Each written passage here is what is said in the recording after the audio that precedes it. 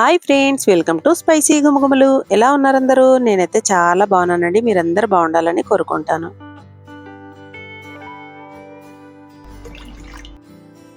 ఒక బౌల్లోకి నిమ్మకాయ సైజులో ఉన్నంత చింతపండు తీసుకొని చింతపండు మునిగేంత వరకు వాటర్ని యాడ్ చేసుకోవాలి. 15 నుంచి 20 నిమిషాల పాటు చింతపండు నానబెట్టుకున్నాక చింతపండులోంచి రసం తీసుకొని వేరే ఒక గిన్నెలోకి ఈ రసాన్ని వేసుకోవాలి. ఇప్పుడు ఈ రసంలోకి సన్నగా తరిగిన పచ్చిమిర్చిని, అలాగే సన్నగా తరిగిన ఉల్లిపాయని, సన్నగా తరిగిన కొత్తిమీరని, అలాగే ఒక రెమ్మ కరివేపాకుని, రుచికి సరిపడా ఉప్పుని కూడా వేసుకోవాలి.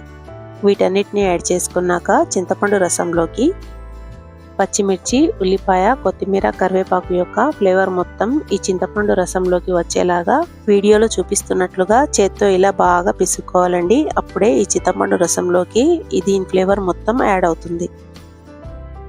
రసం తాలింపు పెట్టుకోవడానికి స్టవ్ ఆన్ చేసుకొని స్టవ్ పైన చిన్న ప్యాన్ పెట్టుకోవాలి. ప్యాన్ వేడెక్కగానే ఇందులోకి 2 టేబుల్ స్పూన్ల వరకు ఆయిల్ వేసుకొని ఆయిల్ వేడెక్కగానే 5-6 వెల్లుల్లి రెబ్బల్ని కచ్చా పచ్చగా దంచి వేసుకోవాలి. అలాగే 3 ఎండుమిర్చిల్ని కూడా తుంచుకొని యాడ్ చేసుకోవాలి.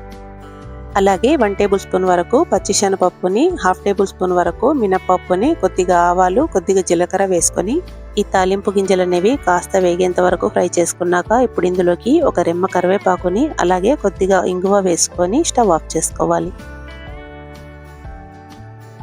ఇప్పుడు ఈ తాలింపుని చింతపండు రసంలోకి యాడ్ చేసుకోవాలి. అంతే, వేడి వేడి అన్నంలోకి ఈ పచ్చి పులుసు చారు వేసుకొని తింటే ఒక ముద్ద అన్నం ఎక్కువగానే తినేస్తామండి. అంత టేస్టీగా ఉంటుంది. మరి ఫ్రెండ్స్, నా ఛానల్ని ఎవరైనా ఫస్ట్ టైం విజిట్ చేసినట్లయితే ఛానల్ని సబ్స్క్రైబ్ చేసుకొని పక్కనే ఉన్న బెల్ ఐకాన్ని యాక్టివేట్ చేసుకోండి. బెల్ ఐకాన్ని యాక్టివేట్ చేసుకోవడం వల్ల నేను చేసే ప్రతి వీడియో నోటిఫికేషన్ ముందుగా మీకు చేరుతుంది. ఈ వీడియో మీకు నచ్చినట్లయితే వీడియోని లైక్ చేసి ఫ్రెండ్స్ అండ్ ఫ్యామిలీతో షేర్ చేసుకోండి. అలాగే ఈ వీడియో మీకు ఎలా అనిపించిందో మీ యొక్క ఫీడ్బ్యాక్ని వీడియో కింద కామెంట్ రూపంలో తెలియజేయండి. Thanks for watching. బాయ్ అండి అందరికీ. మరో వీడియోలో మరో కొత్త రెసిపీతో మళ్ళీ కలుద్దాం.